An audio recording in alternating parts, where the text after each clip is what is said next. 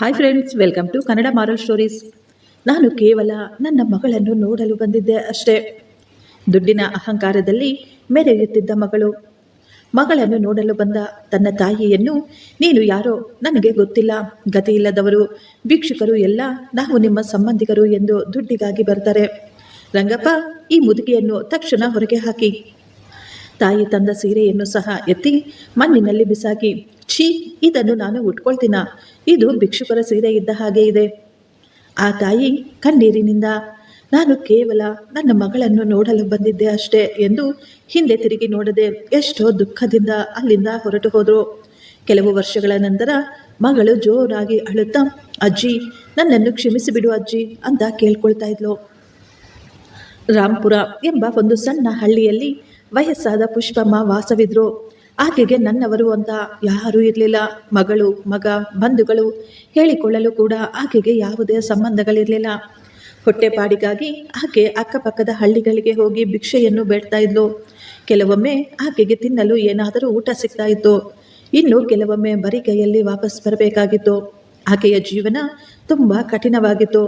ಪುಷ್ಪಮ್ಮ ಭಿಕ್ಷೆ ಬೇಡುತ್ತಾ ತುಂಬ ದೂರದ ಹಳ್ಳಿಗಳಿಗೆ ಕೂಡ ಹೋಗ್ತಾ ಇದ್ರು. ಆಕೆಗೆ ಸಮಯ ಹೋಗುವುದೇ ಗೊತ್ತಾಗ್ತಾ ಇರಲಿಲ್ಲ. ಒಂದು ದಿನ ಪುಷ್ಪಮ್ಮ ಭಿಕ್ಷೆ ಬೇಡುತ್ತಾ ದೂರದ ಒಂದು ಹಳ್ಳಿಗೆ ಹೋಗ್ತಾರೆ. ದಾರಿ ಮಧ್ಯದಲ್ಲಿ ಇದ್ದಕ್ಕಿದ್ದ ಹಾಗೆ ಜೋರ ಗಾಳಿ, ಜೋರಾದ ಮಳೆ ಶುರುವಾಗ್ಬಿಡುತ್ತೆ. ಪುಷ್ಪಮ್ಮ ತುಂಬಾ ಗಾಬರಿ ಪಟ್ಕೊಳ್ತಾರೆ. ಆಕೆ ಬೇಗ ಒಂದು ದೊಡ್ಡ ಮರದ ಕೆಳಗೆ ಹೋಗಿ ನಿಂತ್ಕೊಳ್ತಾರೆ. ಆದರೆ ಮಳೆ ಎಷ್ಟೊಂದು ಜೋರಾಗಿತ್ತು ಅಂದರೆ ಆಕೆ ಪೂರ್ತಿಯಾಗಿ ನೆನೆದು ಹೋಗಿದ್ರು. ವಯಸ್ಸಾದ ಪುಷ್ಪಮ್ಮ ಚಳಿಯಿಂದ, ಮಳೆಯಿಂದ ನಡುಗುತ್ತಾ ಇದ್ರು. ಆಗಲೇ ಅವರಿಗೆ ಸ್ವಲ್ಪ ದೂರದಲ್ಲಿ ಒಂದು ಸಣ್ಣ ಗುಡಿಸಲು ಕಾಣಿಸುತ್ತೆ. ಪುಷ್ಪಮ್ಮ ತಕ್ಷಣ ಆ ಗುಡಿಸಲಿನ ಬಳಿ ಓಡಿ ಹೋಗ್ತಾರೆ. ಆ ಗುಡಿಸಲಿನ ಬಾಗಿಲು ಅರ್ಧ ಓಪನ್ನೇ ಇತ್ತು. ಪುಷ್ಪಮ್ಮ ನಿಧಾನವಾಗಿ ಒಳಗಡೆ ಹೆಜ್ಜೆ ಇಡ್ತಾಳೆ.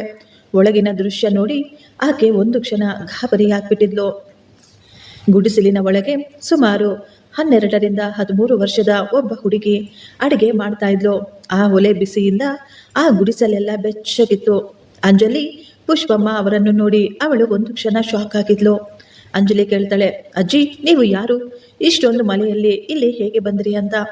ಪುಷ್ಪಮ್ಮ ನಡುಗುತ್ತಲೇ ಹೇಳಿದ್ರು, ನಾನು ಪಕ್ಕದ ಹಳ್ಳಿಯಿಂದ ಭಿಕ್ಷೆ ಬೇಡುತ್ತಾ ಇಲ್ಲಿಯವರೆಗೂ ಬಂದುಬಿಟ್ಟೆ. ಈ ಮಳೆಯಲ್ಲಿ ನಾನು ಸಿಕ್ಕಿ ಹಾಕಿಕೊಂಡಿದ್ದೀನಿ, ಆದ್ದರಿಂದಲೇ ಇಲ್ಲಿಗೆ ಬರಬೇಕಾಯಿತು. ಅಂಜಲಿ ತಕ್ಷಣ ಎದ್ದು ಪುಷ್ಪಮ್ಮನಿಗೆ ಮೈಯೊರೆಸಿಕೊಳ್ಳಲು ಒಂದು ಬಟ್ಟೆಯನ್ನು ಕೊಟ್ಟು ಕುಳಿತುಕೊಳ್ಳಲು ಒಂದು ಚಾಪೆಯನ್ನು ಸಹ ಕೊಡ್ತಾಳೆ. ನಂತರ ಒಂದು ಕಂಬಳಿಯನ್ನು ತಂದು ಅಜ್ಜಿಗೆ ಕೊಡ್ತಾಳೆ.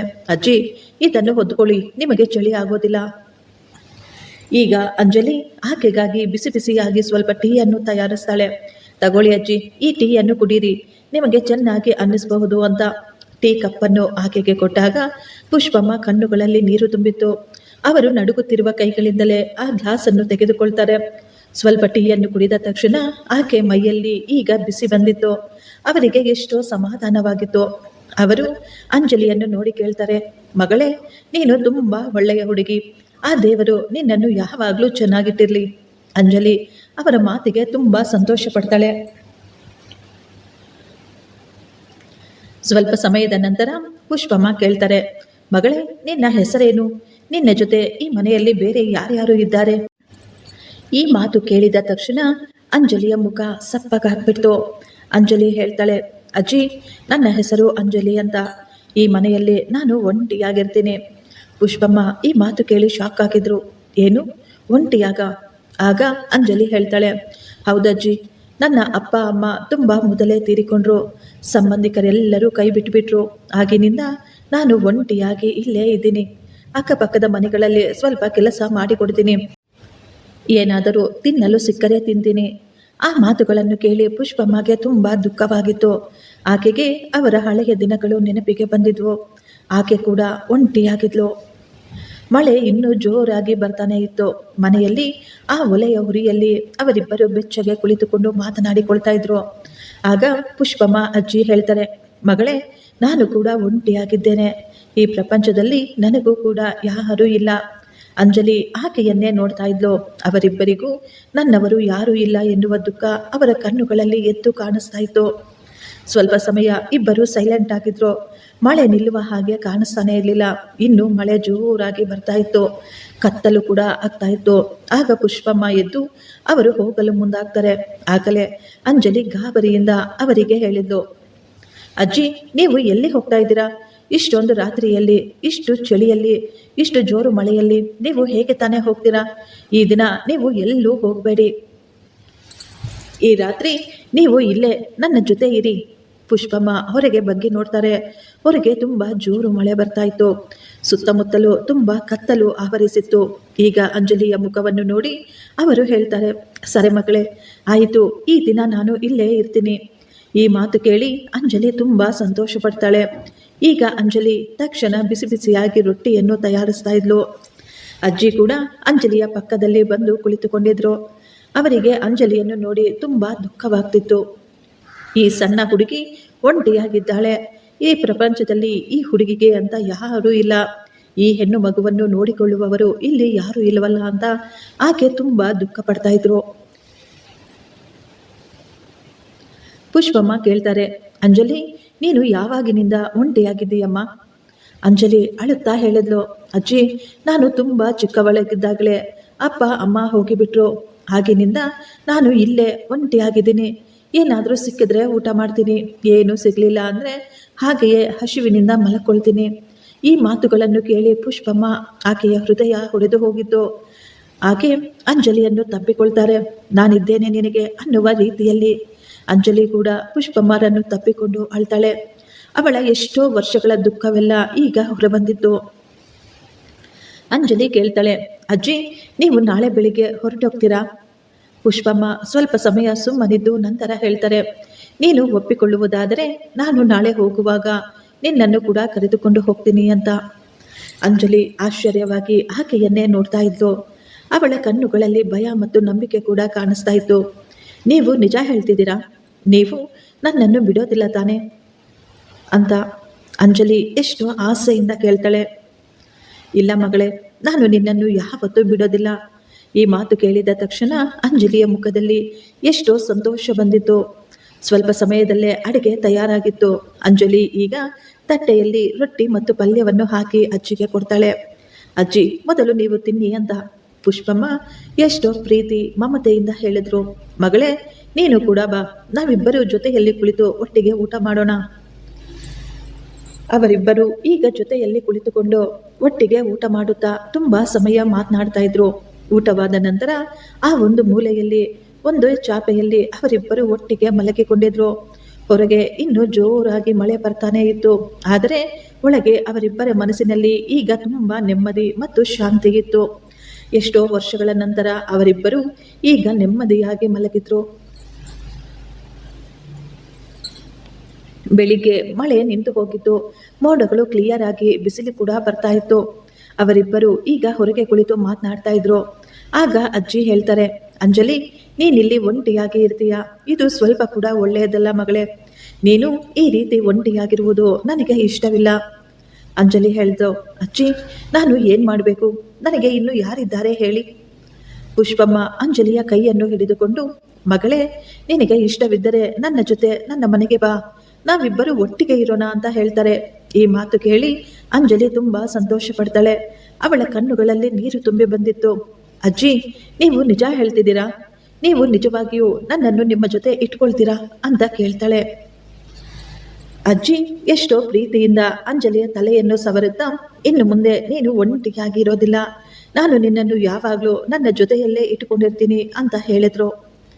ಅಂಜಲಿ ಈಗ ಬೇಗ ಒಳಗೆ ಹೋಗಿ ತನ್ನ ಕೆಲವೊಂದು ಬಟ್ಟೆಗಳನ್ನು, ಮನೆಯಲ್ಲಿದ್ದ ತಂದೆ ತಾಯಿಯ ಚಿಕ್ಕ ಫೋಟೋವನ್ನು ಮತ್ತು ಅವಳ 2-3 ಸಾಮಾನುಗಳನ್ನು ಒಂದು ಬಟ್ಟೆಯಲ್ಲಿ ಮೂಟೆ ಕಟ್ಟಿಕೊಂಡು ಹೊರಡಲು ತಯಾರಾಗಿದ್ಲು. ಅವರಿಬ್ಬರು ಈಗ ನಿಧಾನವಾಗಿ ನಡೆದುಕೊಂಡು ಹೋಗ್ತಾ ಇದ್ರು. ಅಂಜಲಿ ತನ್ನ ಗುಡಿಸಲನ್ನು ಒಂದೇ ಒಂದು ಬಾರಿ ಹಿಂದೆ ತಿರುಗಿ ನೋಡಿ ಅಜ್ಜಿಯ ಕೈಯನ್ನು ಹಿಡಿದುಕೊಂಡು ಅವರ ಜೊತೆ ಹೊರಟು ಹೋಗ್ತಾಳೆ. ಅವರಿಬ್ಬರು ನಿಧಾನವಾಗಿ ನಡೆಯುತ್ತಾ ಅಜ್ಜಿಯ ಊರನ್ನು ಹೋಗಿ ಸೇರಿಕೊಳ್ತಾರೆ. ತಮ್ಮ ಗುಡಿಸಲನ್ನು ಸೇರಿಕೊಂಡಾಗ ಅಜ್ಜಿ ಹೇಳ್ತಾರೆ, ಅಂಜಲಿ, ಇದೇ ನನ್ನ ಮನೆ, ತುಂಬ ಚಿಕ್ಕದಾಗಿದೆ, ಆದರೆ ನಾವಿಬ್ಬರು ಇಲ್ಲಿ ಆರಾಮವಾಗಿ ನೆಮ್ಮದಿಯಾಗಿ ಇರಬಹುದು. ಇಂದಿನಿಂದ ಇದು ನಿನ್ನ ಮನೆ ಅಂತ ಹೇಳಿದ್ರು. ಈ ಮಾತನ್ನು ಕೇಳಿ ಅಂಜಲಿ ಎಷ್ಟೋ ನೆಮ್ಮದಿಯಾಗಿದ್ಲು. ಅಂಜಲಿ ಈಗ ಆ ಗುಡಿಸಲನ್ನೇ ತನ್ನ ಮನೆಯನ್ನಾಗಿ ಮಾಡಿಕೊಂಡಿದ್ಲು. ಅಲ್ಲಿ ಅವರು ಎಷ್ಟೋ ಸಂತೋಷವಾಗಿದ್ರು. ಅವರಿಗೆ ಬಡತನವೇನೋ ಇತ್ತು, ಆದರೆ ಒಂಟಿತನ ಮಾತ್ರ ಇರಲಿಲ್ಲ. ಪ್ರತಿದಿನ ಬೆಳಿಗ್ಗೆ ಅಜ್ಜಿ ಬೇಗ ಎದ್ದು ತನ್ನ ಗಂಟನ್ನು ಕಟ್ಟಿಕೊಂಡು ದೂರದ ಹಳ್ಳಿಗಳಿಗೆ ಹೋಗಿ ಭಿಕ್ಷೆ ಬೇಡ್ತಾ ಇದ್ರು. ಅಂಜಲಿ ಮನೆಯಲ್ಲಿ ಇದ್ದು ಮನೆಯ ಕೆಲಸಗಳನ್ನೆಲ್ಲ ಮಾಡ್ತಾ ಇದ್ಲು. ಹೊರಗಿನಿಂದ ನೀರನ್ನು ತುಂಬಿಸಿ ಮನೆಗೆ ತೆಗೆದುಕೊಂಡು ಬರ್ತಾ ಇದ್ಲು. ಅಜ್ಜಿ ಮನೆಗೆ ಬರುವಷ್ಟರಲ್ಲಿಯೇ ಆಕೆಗಾಗಿ ಅಡುಗೆಯನ್ನು ತಯಾರು ಮಾಡ್ತಾ ಇದ್ಲು. ಅಜ್ಜಿ ವಾಪಸ್ ಮನೆಗೆ ಬಂದಾಗ ಇಬ್ಬರು ಕುಳಿತುಕೊಂಡು ತಯಾರಾಗಿದ್ದ ಊಟವನ್ನು ಜೊತೆಯಾಗಿ ತಿಂತಾ ಇದ್ರು. ನಿಧಾನವಾಗಿ ಅವರಿಬ್ಬರ ಸಂಬಂಧ ಈಗ ತುಂಬ ಗಟ್ಟಿಯಾಗಿತ್ತು. ಜನರೆಲ್ಲ ಅವರನ್ನು ನೋಡಿ ತಾಯಿ ಮಗಳು ಅಂತ ಅಂದುಕೊಳ್ತಾ ಇದ್ರು. ಒಂದು ದಿನ ಸಾಯಂಕಾಲ ಅವರು ಊಟ ಮಾಡ್ತಾ ಇರಬೇಕಾದ್ರೆ ಅಂಜಲಿ ಕೇಳ್ತಾಳೆ, ಅಜ್ಜಿ, ನೀವು ಪ್ರತಿದಿನ ಎಷ್ಟೊಂದು ದೂರ ಹೋಗಿ ಭಿಕ್ಷೆ ಬೇಡ್ತೀರಾ? ನಿಮಗೆ ಕೂಡ ತುಂಬ ಸುಸ್ತಾಗುತ್ತೆ ಅಲ್ವಾ? ಇನ್ನು ಮುಂದೆ ನೀವು ಎಲ್ಲೂ ಹೋಗಬೇಡಿ, ನೀವು ಆರಾಮವಾಗಿ ಮನೆಯಲ್ಲಿಯೇ ಇರಿ. ಇನ್ನು ಮುಂದೆ ನಾನು ಕೆಲಸಕ್ಕೆ ಹೋಗ್ತೀನಿ, ನಮ್ಮಿಬ್ಬರ ಜೀವನ ನಡೆಸಲು ಅದು ಸಾಕಾಗುತ್ತೆ ಅಂತ. ಅಷ್ಟರಲ್ಲೇ ಪುಷ್ಪಮ್ಮ ಹೇಳಿದ್ರು, ಇಲ್ಲಮ್ಮ, ಈ ಲೋಕ ತುಂಬ ಕೆಟ್ಟದು. ಈಗ ನೀನು ವಯಸ್ಸಿಗೆ ಬರ್ತಾ ಇದೆಯಾ. ಒಂಟಿ ಹೆಣ್ಣನ್ನು ಈ ಜನ ಒಳ್ಳೆಯ ದೃಷ್ಟಿಯಿಂದ ನೋಡೋದಿಲ್ಲ. ನಾನು ನಿನ್ನನ್ನು ಒಂಟಿಯಾಗಿ ಎಲ್ಲಿಗೂ ಹೋಗಲು ಬಿಡೋದಿಲ್ಲ. ನಾನು ಬದುಕಿರುವವರೆಗೂ ನೀನು ಯಾವುದೇ ಕೆಲಸ ಮಾಡುವ ಅವಶ್ಯಕತೆ ಕೂಡ ಇಲ್ಲ. ನೀನು ಆರಾಮವಾಗಿ ಮನೆಯಲ್ಲಿರು, ಎಲ್ಲವನ್ನು ನಾನು ನೋಡ್ಕೊಳ್ತೀನಿ ಅಂತ ಭರವಸೆ ಕೊಡ್ತಾರೆ. ಅಂಜಲಿಗೆ ಅಜ್ಜಿಯ ಮಾತುಗಳು ಅರ್ಥವಾಗಿತ್ತು. ದಿನಗಳು ಕಳೀತಾ ಇದ್ವು, ವರ್ಷಗಳು ಉರುಳಿ ಹೋಗಿದ್ವು. ಈಗ ಅಂಜಲಿ ದೊಡ್ಡವಳಾಗ್ಬಿಟ್ಟಿದ್ಲು. ಈಗ ಅಜ್ಜಿಗೆ ಒಂದು ಚಿಂತೆ ಕಾಡ್ತಾ ಇತ್ತು. ಇವಳು ನನ್ನ ಮಗಳಿದ್ದ ಹಾಗೆ, ಆದರೆ ಎಲ್ಲಿಯವರೆಗೂ ನಾನು ಇವಳ ಜೊತೆ ಇರಕ್ಕಾಗುತ್ತೆ? ನನ್ನ ನಂತರ ಈ ಹುಡುಗಿಯ ಪರಿಸ್ಥಿತಿ ಏನು? ನನ್ನ ನಂತರ ಇವಳು ಒಂಟಿಯಾಗಿ ಬಿಡ್ತಾಳೆ. ಈ ಮಾತುಗಳನ್ನು ಯೋಚಿಸುತ್ತಾ ಆಕೆ ಕಣ್ಣೀರು ಹಾಕ್ತಾ ಇದ್ರು. ಒಂದು ದಿನ ಪುಷ್ಪಮ್ಮ ಧೈರ್ಯ ತಂದುಕೊಂಡು ಅಂಜಲಿಗೆ ಹೇಳ್ತಾರೆ, ಮಗಳೇ, ಈಗ ನೀನು ದೊಡ್ಡವಳಾಗಿದ್ದೀಯಾ. ನನಗೆ ಅನ್ನಿಸ್ತಾ ಇದೆ ಈಗ ನಿನಗೆ ಮದುವೆ ಮಾಡಬೇಕು ಅಂತ. ಈ ಮಾತುಗಳನ್ನು ಕೇಳಿ ಅಂಜಲಿಗೆ ಶಾಕ್ ಆಗಿತ್ತು. ಇಲ್ಲ ಅಜ್ಜಿ, ನಾನು ನಿಮ್ಮನ್ನು ಬಿಟ್ಟು ಎಲ್ಲೂ ಹೋಗೋದಿಲ್ಲ, ನಾನು ಇಲ್ಲೇ ನಿಮ್ಮ ಜೊತೆನೇ ಇರ್ತೀನಿ ಅಂತ ಹೇಳ್ತಾಳೆ. ಪುಷ್ಪಮ್ಮ ತುಂಬ ಪ್ರೀತಿಯಿಂದ ಅಕ್ಕರೆಯಿಂದ ಅಂಜಲಿಗೆ ಅರ್ಥ ಮಾಡಿಸ್ತಾರೆ, ಮಗಳೇ, ಎಲ್ಲ ಹೆಣ್ಣು ಮಕ್ಕಳು ಒಂದಲ್ಲದೆ ಒಂದು ದಿನ ಮದುವೆ ಮಾಡಿಕೊಂಡು ಖಂಡಿತ ಹೋಗಲೇಬೇಕಾಗುತ್ತೆ. ನಾನು ಯಾವಾಗಲೂ ನಿನ್ನ ಜೊತೆ ಇರೋದಕ್ಕೆ ಆಗೋದಿಲ್ಲ. ನೀನು ಒಳ್ಳೆಯ ಮನೆ ಸೇರಿದ್ರೆ ನಾನು ಎಷ್ಟೋ ನೆಮ್ಮದಿಯಾಗಿರ್ತೀನಿ. ಅಂಜಲಿ ಸೈಲೆಂಟ್ ಆಗಿ ಅಜ್ಜಿಯ ಮಾತುಗಳನ್ನು ಕೇಳಿಸ್ಕೊಳ್ತಾ ಇದ್ಲು. ಅವಳ ಕಣ್ಣುಗಳಲ್ಲಿ ನೀರು ತುಂಬಿ ಬಂದದ್ದು, ಮನಸ್ಸಿನಲ್ಲಿ ದುಃಖ ಆವರಿಸಿತ್ತು. ಆದರೆ ಅಜ್ಜಿಯ ಮಾತುಗಳು ಸತ್ಯ ಅಂತ ಅವಳಿಗೂ ಸಹ ಗೊತ್ತಿತ್ತು. ಕೆಲವು ದಿನಗಳ ನಂತರ ಆ ಹಳ್ಳಿಯ ಒಬ್ಬ ಮಹಿಳೆ ಪುಷ್ಪಮ್ಮನ ಬಳಿ ಬಂದು ಹೇಳ್ತಾಳೆ, ಪುಷ್ಪಮ್ಮ, ನಾನು ನಿನ್ನ ಮಗಳಿಗೆ ಒಂದು ಒಳ್ಳೆಯ ಸಂಬಂಧವನ್ನು ನೋಡಿದ್ದೀನಿ. ಹುಡುಗ ಪಕ್ಕದ ಹಳ್ಳಿಯವನು, ಒಳ್ಳೆಯ ಹುಡುಗ, ಕಷ್ಟಪಟ್ಟು ಕೆಲಸ ಮಾಡ್ತಾನೆ, ಆಸ್ತಿ ಪಾಸ್ತಿ ಕೂಡ ಇದೆ ಅಂತ ಹೇಳ್ತಾರೆ. ಈ ಮಾತುಗಳನ್ನು ಕೇಳಿ ಪುಷ್ಪಮ್ಮ ಎಷ್ಟು ಸಂತೋಷ ಪಡ್ತಾಳೆ. ಆಕೆ ತಕ್ಷಣ ಹುಡುಗನ ಬಗ್ಗೆ ವಿಚಾರಿಸಲು ಮುಂದಾದ್ಲು. ಹುಡುಗನ ಬಗ್ಗೆ ವಿಚಾರಿಸಿ ಅವನು ಒಳ್ಳೆಯವನು ಎಂದು ಆಕೆಗೆ ನಂಬಿಕೆ ಬಂದ ಮೇಲೆ ಮದುವೆಗೆ ಒಪ್ಪಿಕೊಳ್ತಾರೆ. ಮದುವೆ ತುಂಬ ಸಿಂಪಲ್ ಆಗಿ ನೆರವೇರಿಸ್ತಾರೆ. ಅಜ್ಜಿಗೆ ಸಂತೋಷ ಮತ್ತು ದುಃಖ ಎರಡೂ ಆಗ್ತಾ ಇತ್ತು. ಕೆಂಪು ಸೀರೆಯಲ್ಲಿ ಅಂಜಲಿ ರಾಜಕುಮಾರಿಯಂತೆ ಕಂಗೊಳಿಸ್ತಾ ಇದ್ನು. ಮದುವೆ ಮಾಡಿ ಕಳಿಸ್ಕೊಡುವಾಗ ಅಂಜಲಿ ಮತ್ತು ಅಜ್ಜಿ ಒಬ್ಬರನ್ನೊಬ್ಬರು ತಬ್ಬಿಕೊಂಡು ಜೋರಾಗಿ ಅಳ್ತಾ ಇದ್ರು. ಅಂಜಲಿ ತನ್ನ ಗಂಡನ ಮನೆಗೆ ಹೋಗ್ತಾ ಇದ್ರೆ ಅಜ್ಜಿ ಅಲ್ಲೇ ಬಾಗಿಲಿನ ಬಳಿ ನಿಂತು ಅಳುತ್ತಾ ಅಂಜಲಿಯನ್ನೇ ನೋಡ್ತಾ ಇದ್ರು. ಈಗ ಆ ಮನೆ ಮತ್ತೆ ಖಾಲಿಯಾಗ್ಬಿಟ್ಟಿತ್ತು. ಪುಷ್ಪಮ್ಮ ಈಗ ಮತ್ತೆ ಒಂಟಿಯಾಗ್ಬಿಟ್ಟಿದ್ರು. ಸಮಯ ಕಳೀತಾ ಇತ್ತು. ಅಂಜಲಿಯ ಮದುವೆಯಾಗಿ ಈಗ 5 ವರ್ಷಗಳು ಕಳೆದು ಹೋಗಿದ್ವು. ಆದರೆ ಒಮ್ಮೆ ಕೂಡ ಅಂಜಲಿ ಅಜ್ಜಿಯನ್ನು ನೋಡಲು ಬರಲೇ ಇಲ್ಲ. ಅಂಜಲಿಯ ಬಗ್ಗೆ ಅಜ್ಜಿಗೆ ಯಾವುದೇ ಮಾಹಿತಿ ಕೂಡ ಸಿಗಲೇ ಇಲ್ಲ. ಮೊದಲು ಪುಷ್ಪಮ್ಮ ಅಂಜಲಿ ಬರ್ತಾಳೆ, ಅವಳ ಬಗ್ಗೆ ಏನಾದರೂ ಸಮಾಚಾರ ಬರುತ್ತೆ ಅಂತ ಎದುರು ನೋಡ್ತಾನೇ ಇದ್ಲು. ಒಂದು ರಾತ್ರಿ ಪುಷ್ಪಮ್ಮ ತನ್ನ ಗುಡಿಸಲಿನಲ್ಲಿ ಕುಳಿತುಕೊಂಡು ಅಳ್ತಾ ಇದ್ರು. ಆಕೆ ಅಂಜಲಿಯನ್ನು ಜಾಸ್ತಿ ನೆನೆಸಿಕೊಳ್ತಾ ಇದ್ರು. ಮಗಳೇ, ಒಂದೇ ಒಂದು ಬಾರಿ ಬಂದು ನನ್ನನ್ನು ನೋಡಬಾರ್ದಾ ಅಂತ ಆಕೆ ಕಣ್ಣೀರು ಹಾಕ್ತಾ ಇದ್ಲು. ಆಗಲೇ ಆಕೆ ಒಂದು ತೀರ್ಮಾನ ಮಾಡಿಕೊಳ್ತಾರೆ. ಮಾರನೆಯ ದಿನ ಬೆಳಿಗ್ಗೆ ಪುಷ್ಪಮ್ಮ ಬೇಗ ರೆಡಿಯಾಗಿ ಒಂದು ಹೊಸ ಸೀರೆಯನ್ನು ಸಹ ಕೊಂಡುಕೊಳ್ತಾರೆ. ನನ್ನ ಅಂಜಲಿಗೆ ಈ ಸೀರೆಯನ್ನು ಕೊಡಬೇಕು ಅಂತ ಆಕೆ ಎಷ್ಟೋ ಆಸೆ ಪಡ್ತಾ ಇದ್ರು. ಅಜ್ಜಿ ಈಗ ನಿಧಾನವಾಗಿ ನಡೆದುಕೊಂಡು ಹೋಗ್ತಾ ಇದ್ಲು.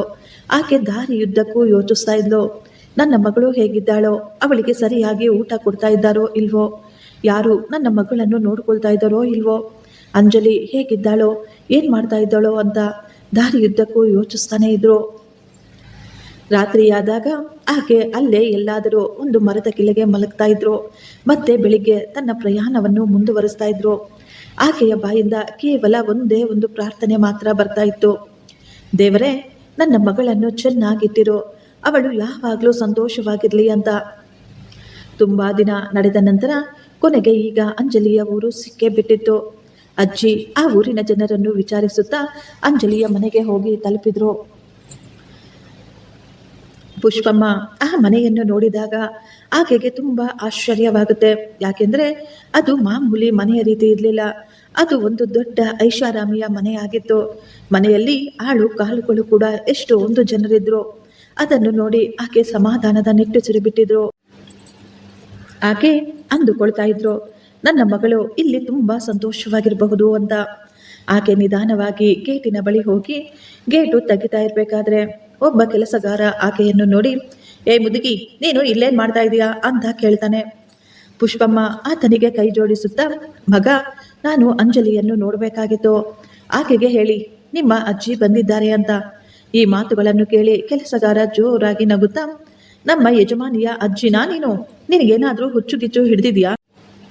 ಎಲ್ಲೆಲ್ಲಿಂದ ಬರ್ತಿರೋ ಏನೋ ನಿಮ್ಮಂತಹ ಜನ, ಮೊದಲು ಇಲ್ಲಿಂದ ಓಡಿ ಹೋಗು ಅಂತ ಹೇಳ್ತಾ ಇದ್ದ. ಅಷ್ಟರಲ್ಲೇ ಅಂಜಲಿ ಹೊರಗೆ ಬಂದಿದ್ಲು. ಅವಳು ತುಂಬಾ ಸುಂದರವಾಗಿ ತಯಾರಾಗಿದ್ಲು. ಬೆಳೆ ಬಾಳುವ ಬಟ್ಟೆಗಳನ್ನು, ಒಡವೆಗಳನ್ನು ಹಾಕಿಕೊಂಡಿದ್ಲು.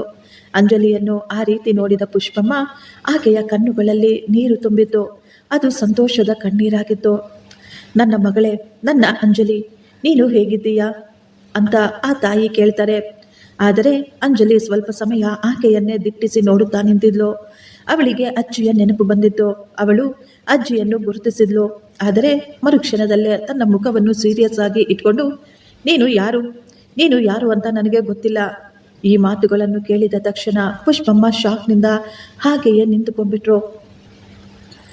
ಮಗಳೇ, ನಾನಮ್ಮ ನಿನ್ನ ಅಜ್ಜಿ. ಅಂಜಲಿ ತನ್ನ ಮುಖವನ್ನು ತಿರುಗಿಸಿಕೊಳ್ತಾಳೆ. ರಂಗಪ್ಪ, ಈ ಮುದುಕಿಯನ್ನು ಇಲ್ಲಿಂದ ಓಡಿಸಿಬಿಡು. ಯಾರ್ಯಾರೋ ಮುಖ ಎತ್ಕೊಂಡು ಬಂದು ಬಿಡ್ತಾರೆ, ನಾವು ನಿಮ್ಮ ಸಂಬಂಧಿಕರು ಅಂತ, ದುಡ್ಡು ಬೇಕು ಅಂತ. ಪುಷ್ಪಮ್ಮ ಅಳುತ್ತಾ ಮೂಟೆಯನ್ನು ಬಿಚ್ಚಿ ತಾನು ತಂದಿದ್ದ ಹೊಸ ಸೀರೆಯನ್ನು ತೆಗೆದು ಅಂಜಲಿಗೆ ಕೊಡ್ತಾಳೆ. ಮಗಳೇ, ಇಲ್ಲಿ ನೋಡು, ನಾನು ನಿನಗಾಗಿ ಹೊಸ ಸೀರೆಯನ್ನು ತಂದಿದ್ದೀನಿ. ಅಂಜಲಿ ಸೀರೆಯನ್ನು ಗಮನಿಸಿ ಕೋಪವಾಗಿ ಹೇಳಿದ್ಲು, ಛೀ, ಇಂತಹ ಸೀರೆಯನ್ನು ನಾನು ಉಟ್ಕೊಳ್ತೀನ? ಇದು ಭಿಕ್ಷುಕರ ಸೀರೆ ಇದ್ದ ಹಾಗೆ ಇದೆ. ಅಂಜಲಿ ಕೋಪದಿಂದ ಆ ಸೀರೆಯನ್ನು ಎತ್ತಿ ನೆಲದ ಮೇಲೆ ಬಿಸಾಕ್ತಾಳೆ. ಆ ಸೀರೆಯನ್ನು ಕೊಂಡುಕೊಳ್ಳಲು ಪುಷ್ಪಮ್ಮ ಎಷ್ಟೋ ವರ್ಷದಿಂದ ದುಡ್ಡನ್ನು ಕೂಡಿಸಿಡ್ತಾ ಇದ್ರು. ಈ ದಿನ ಅದೇ ಸೀರೆ ಮಣ್ಣು ಪಾಲಾಗ್ಬಿಟ್ಟಿತ್ತು. ಅದನ್ನು ನೋಡಿ ಅಜ್ಜಿಯ ಕಣ್ಣುಗಳಿಂದ ನೀರು ಬರ್ತಾ ಇತ್ತು. ಆದರೆ ಆಕೆ ಏನೂ ಮಾತನಾಡಲಿಲ್ಲ. ಆಕೆ ನೆಲದ ಮೇಲೆ ಕುಳಿತು ಆ ಸೀರೆಯನ್ನು ಎತ್ಕೊಳ್ತಾರೆ. ಅಷ್ಟರಲ್ಲೇ ಕೆಲಸಗಾರರು ಆಕೆಯನ್ನು ಮನೆಯಿಂದ ಹೊರಗೆ ಹಾಕಿಬಿಟ್ರು. ಪುಷ್ಪಮ್ಮ ಹೇಳ್ತಾ ಇದ್ರು, ನಾನು ಕೇವಲ ನನ್ನ ಮಗಳನ್ನು ನೋಡಲು ಬಂದಿದ್ದೆ ಅಷ್ಟೇ. ಆಕೆ ಕಣ್ಣೀರು ಹಾಕ್ತಾನೇ ಇದ್ಲು. ಆಕೆಯ ಕಣ್ಣಿಂದ ನೀರು ನಿಲ್ಲುವ ಮಾತೇ ಇರಲಿಲ್ಲ. ಯಾವ ಮಗಳಿಗಾಗಿ ಆಕೆ ಭಿಕ್ಷೆ ಬೇಡಿ ಜೀವನ ನಡೆಸಿದ್ಲು, ಈ ದಿನ ಅದೇ ಮಗಳು ಆಕೆಯನ್ನು ಗತಿ ಇಲ್ಲದವಳು, ಭಿಕ್ಷುಕಳು, ನೀನು ಯಾರೋ ನನಗೆ ಗೊತ್ತೇ ಇಲ್ಲ ಅಂದುಬಿಟ್ಟಿದ್ಲು. ಪುಷ್ಪಮ್ಮ ಈಗ ನಿಧಾನವಾಗಿ ಅಲ್ಲಿಂದ ಹೊರಟು ಹೋಗ್ತಾ ಇದ್ರು. ಆಕೆ ಎಷ್ಟೋ ನೊಂದುಕೊಂಡು ಕಣ್ಣೀರಿನಿಂದ ಅಳ್ತಾ ಇದ್ಲು. ಆಕೆಗೆ ಈಗ ಅರ್ಥವಾಗಿತ್ತು, ನಾವು ಬಡವರಾಗಿದ್ರೆ, ನಮ್ಮ ಬಡತನ ಇದ್ರೆ ನಮ್ಮವರು ಕೂಡ ನಮ್ಮನ್ನು ತಿರುಗಿ ನೋಡೋದಿಲ್ಲ ಅಂತ. ಆಕೆ ಈಗ ಹಿಂದೆ ತಿರುಗಿ ನೋಡದೆ ಸೈಲೆಂಟ್ ಆಗಿ ಹೊರಟು ಹೋಗ್ತಾ ಇದ್ರು.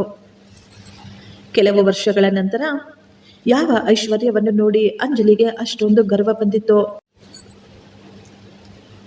ಆ ಐಶ್ವರ್ಯ ಈಗ ಅವಳಿಂದ ದೂರವಾಗ್ತಾ ಇತ್ತು. ಮೊದಲು ಅವಳ ಗಂಡನ ವ್ಯಾಪಾರ ನಷ್ಟದಲ್ಲಿ ಮುಳುಗಿ ಹೋಯಿತು. ನಂತರ ಅವರು ಸಾಲದಲ್ಲಿ ಮುಳುಗಿಬಿಟ್ರು. ಮನೆಯಲ್ಲಿ ಗಲಾಟೆಗಳು ಜಾಸ್ತಿ ಆಗ್ತಾ ಇದ್ವು. ಸ್ವಲ್ಪ ಸಮಯದಲ್ಲಿಯೇ ಆ ದೊಡ್ಡ ಮನೆಯನ್ನು ಕೂಡ ಮಾರಾಟ ಮಾಡಲಾಯಿತು. ಇಷ್ಟು ದಿನ ಅವರ ಹಿಂದೆ ಮುಂದೆ ಓಡಾಡ್ತಾ ಇದ್ದ ಜನ ಈಗ ಅವರನ್ನು ನೋಡಿ ಗುರುತಿಸ್ತಾ ಕೂಡ ಇರಲಿಲ್ಲ. ನಿಧಾನವಾಗಿ ಈಗ ಅಂಜಲಿಯ ಬಳಿ ಏನೂ ಸಹ ಉಳಿಯಲಿಲ್ಲ. ಅವಳ ಬಳಿ ಈಗ ದುಡ್ಡು, ಗೌರವ, ಮರ್ಯಾದೆ, ನನ್ನವರು ಅಂತ ಹೇಳಿಕೊಳ್ಳಲು ಕೂಡ ಯಾರೂ ಉಳಿಲಿಲ್ಲ. ಒಂದು ದಿನ ಅವರ ಪರಿಸ್ಥಿತಿ ಎಷ್ಟೊಂದು ಕೆಟ್ಟು ಹೋಯಿತು ಅಂದರೆ ಅಂಜಲಿಗೆ ಕೂಡ ಈಗ ಭಿಕ್ಷೆ ಬೇಡುವ ಪರಿಸ್ಥಿತಿ ಎದುರಾಗ್ಬಿಟ್ಟಿತ್ತು. ಅವಳು ಪ್ರತಿ ಮನೆಗೂ ಹೋಗಿ ಬಾಗಿಲು ತಟ್ತಾ ಇದ್ಲು. ಆದರೆ ಪ್ರತಿ ಮನೆಯಲ್ಲಿಯೂ ಅವಳಿಗೆ ನಿರಾಸೆ ಕಾದಿರ್ತಾ ಇತ್ತು. ಈಗ ಅಂಜಲಿಗೆ ತನ್ನ ಅಜ್ಜಿಯ ನೆನಪು ಬಂದಿತ್ತು. ಅಂಜಲಿ ಅಂದುಕೊಳ್ತಾ ಇದ್ಲು, ನಾನು ಕೂಡ ಆಕೆಯ ಜೊತೆ ಇದೇ ರೀತಿ ಮಾಡಿದ್ದೆ ತಾನೆ ಅಂತ. ಅಂಜಲಿ ಈಗ ಅಳ್ತಾ ಇದ್ಲು. ಒಂದು ದಿನ ಅಂಜಲಿ ತನ್ನ ಅಜ್ಜಿಯನ್ನು ನೋಡಲು ಹೋಗ್ತಾಳೆ. ಆ ಮನೆಯ ಬಳಿ ಬಂದಾಗ ಅವಳು ಒಂದು ಕ್ಷಣ ಗಾಬರಿಯಾಗಿ ಅಲ್ಲೇ ಹಾಗೆ ನಿಂತು ಬಿಟ್ಟಿದ್ಲು. ಯಾಕೆಂದ್ರೆ ಈಗ ಆ ಗುಡಿಸಲು ಅರ್ಧ ಬಿದ್ದು ಹೋಗಿತ್ತು, ಬಾಗಿಲು ಕೂಡ ಮುರಿದು ಹೋಗಿತ್ತು. ಅಂಜಲಿ ಈಗ ಗಾಬರಿಯಾಗಿ ಒಳಗೆ ಓಡಿ ಹೋಗಿ ಅಜ್ಜಿ ಅಜ್ಜಿ ಅಂತ ಕರಿತಾ ಇದ್ಲು. ಆಗ ಆ ಊರಿನ ಒಬ್ಬ ಮಹಿಳೆ ಅಂಜಲಿಯ ಬಂದು ಕೇಳ್ತಾಳೆ, ಯಾರಮ್ಮ ನೀನು? ಅಂಜಲಿ ಅಳುತ್ತಾ ಹೇಳಿದ್ಲು, ನಾನು ಅಂಜಲಿ ಅಂತ. ಈ ಮನೆಯಲ್ಲಿ ಪುಷ್ಪಮ್ಮ ಅಜ್ಜಿ ಇದ್ರು. ಈಗ ಅವರೆಲ್ಲಿದ್ದಾರೆ ಎಂದು ಕೇಳಿದಾಗ ಆ ಮಹಿಳೆ ಹೇಳ್ತಾರೆ, ಆಕೆ ತುಂಬಾ ವರ್ಷದ ಮೊದಲೇ ನಿನ್ನನ್ನು ನೋಡಲು ನಿಮ್ಮ ಹಳ್ಳಿಗೆ ಬಂದಿದ್ರು. ನಂತರ ಏನಾಯ್ತು ಎಂದು ಗಾಬರಿಯಾಗಿ ಕೇಳ್ತಾಳೆ ಅಂಜಲಿ. ನಂತರ ಆಕೆ ಯಾವತ್ತೂ ವಾಪಸ್ ಬರಲೇ ಇಲ್ಲ.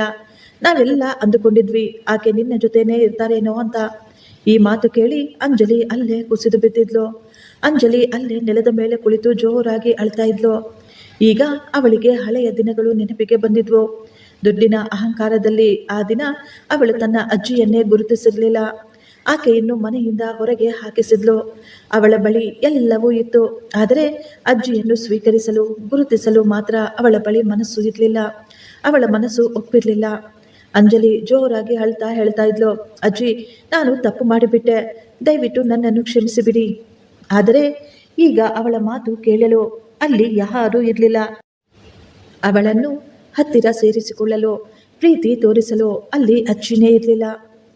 ಫ್ರೆಂಡ್ಸ್, ಈ ಸ್ಟೋರಿ ನಿಮಗಿಷ್ಟವಾಗಿದ್ದರೆ ಒಂದು ಲೈಕ್ ಮಾಡಿ ಮತ್ತು ನಮ್ಮ ಚಾನಲನ್ನು ಸಬ್ಸ್ಕ್ರೈಬ್ ಮಾಡಿಕೊಳ್ಳಿ. ಥ್ಯಾಂಕ್ ಯು, ಧನ್ಯವಾದಗಳು.